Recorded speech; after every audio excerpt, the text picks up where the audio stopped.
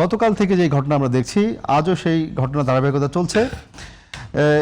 BNP এবং এনসিপির দুই দলের পাল্টাপাল্টি কর্মসূচিতে আজ 144 ধারা জারি করা হয়েছে হবিগঞ্জের পৌর এলাকায়।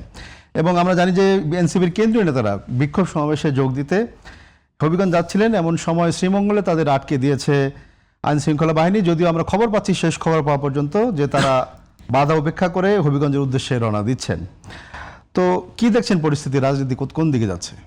বাংলাদেশে 24-এর গণঅভ্যুত্থানের পর একটা নতুন ধারা রাজনীতির সূচনার সম্ভাবনা পরিলক্ষিত হয়েছিল, এবং যেহেতু 24-এর গণঅভ্যুত্থানে বিএনপি, জামাত, এনসিপি সহ সকল মানুষ অংশগ্রহণ করেছিল, তো সবার মধ্যে একটা ধারণা হয়েছিল যে একটা জাতীয় ঐক্য তৈরি হয়েছে, এবং ঐক্যটা যাতে ফাটল না হয় এটা নিয়ে আমাদের একটা তৎপরতা শুরু থেকে ছিল এবং আমরা চেষ্টা করেছি।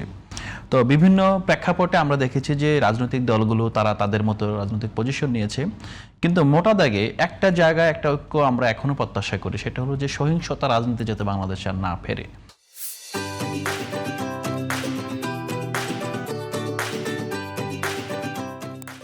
কিন্তু দুর্ভাগ্যজনকভাবে সহিংসতা রাজনীতি যারা এখন 2/3 ম্যান্ডেট নিয়ে সংসদে আছেন, সেই রাজনৈতিক দলের হাতে আপনার এবং যে রাজনৈতিক দল সদ্য ভূমিষ্ঠ হলো তাদের সবে কয়েকজন আপনার তরুণ সংসদে যাচ্ছেন এবং সংসদীয় যে রাজনীতির ধারাকে পুনরুজ্জীবিত করার চেষ্টা করছেন।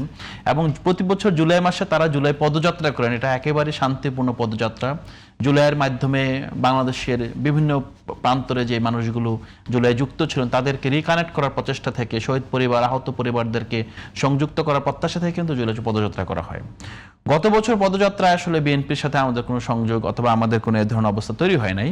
তখন দেখেছি বরং গোপালগঞ্জে গিয়ে যখন আমাদের পদযাত্রা একটা বাধার সম্মুখীন হয়, তখন কিন্তু বিএনপি নেতাকর্মীরা কিন্তু আমাদের সাথে আপনার সহমর্মিতা প্রকাশ করেছিল, আমাদের উদ্বেগ ছিল। কিন্তু এবার যেটা হয়েছে, এবার সেই একই বিএনপি তারা হামলাকারী ভূমিকা অবতীর্ণ হয়েছে। 1 বছরের ব্যবধানে এমন কি ঘটনা ঘটলো? এই যে ক্ষমতাটা, আপনি ক্ষমতার বৈধতা, আগেও ক্ষমতা ছিল বিএনপির হাতে, এখন তো তাদের হাতে নির্বাচিত ক্ষমতা। কিন্তু নির্বাচিত ক্ষমতা না, যে কোনো ক্ষমতা যখন আপনার হাতে ম্যান্ডেট থাকে, ম্যান্ডেট আপনাকে দায়িত্বশীল করতে শেখায়। বরং গত বছর হলে আপনি বলতে পারতেন অন্তর্বর্তীকালীন সরকারের সময়, আমাদের হাতেও ক্ষমতা নাই, তোমাদের হাতেও ক্ষমতা নাই, ঠিক আছে মারামারি হয়েছে। কিন্তু আপনি এখন রাষ্ট্র পরিচালনার দায়িত্বে, রাষ্ট্রের আইন শৃঙ্খলা থেকে শুরু করে সব ধরনের সিচুয়েশনের জন্য কিন্তু আপনার দায়ভার কিন্তু সরকারের। সরকার একই সাথে দায়িত্বশীল, একই সাথে তার রাজনৈতিক দল আছে। কিন্তু রাজনৈতিক দল যদি সরকারকে গ্রাস করে এবং দলের রাজনীতি যদি সরকারকে গ্রাস করে, তাহলে কিন্তু আমাদের রাষ্ট্র নিয়ে আবার পুনর্বার ভাবতে হয়। আজকে এই ঘটনার পর, বিশেষ করে গতকাল যা ঘটেছে, সরকারের দায়িত্ব ছিল আইন শৃঙ্খলা পরিস্থিতি আপনার বিবেচনা করে আইন শৃঙ্খলা বাহিনীর সদস্যদের দ্বারা যারা এক ঘটনায় জড়িত তাদেরকে গ্রেপ্তার করা, না করে সেখানে কি করা হলো, আজকে নতুন করে পাল্টা কর্মসূচি দেওয়া হলো। এবং 144 ধারা, এই তো প্রথম 144 ধারা এই নির্বাচিত সরকারের 144 ধারা জারি করে একটা পৌরসভাকে অবরুদ্ধ করা হলো। কিন্তু আমরা তো দেখেছি আর একটা খারাপ বিষয়, আমি জানি না যে বিএনপি এটাকে বুঝে শুনে করছে নাকি বিএনপির মধ্যে অন্য কেউ ঢুকে এটা করাচ্ছে। যেমন আমাদের এখানে কিছু আপনার ওয়ার্ড আছে, যে ওয়ার্ডগুলো আসলে বিএনপিও মনে করতে চায় না, আমরাও চাই না, আমরা বিএনপিকে বলতে চাই না। যেমন বালুর ট্রাক, বালুর ট্রাক কিন্তু আসলে শুধু বালুর ট্রাক না, বালুর ট্রাকের সাথে এখানে তৎকালীন সময় বেগম খালেদা জিয়াকে অবরুদ্ধ করা এবং এটাকে গণতন্ত্রের পুনরুদ্ধারের সাথে সমার্থক হয়ে গিয়েছে। আজকে আইরনিক্যালি দেখা গেল যে শ্রীমঙ্গলে আপনার বালুর ট্রাক রাস্তায় আপনার আড়াআড়ি করে রাখা হলো। এটা কি, এটা কোন বিএনপি এটা করছে আমার আসলে মাথায় ধরছে না।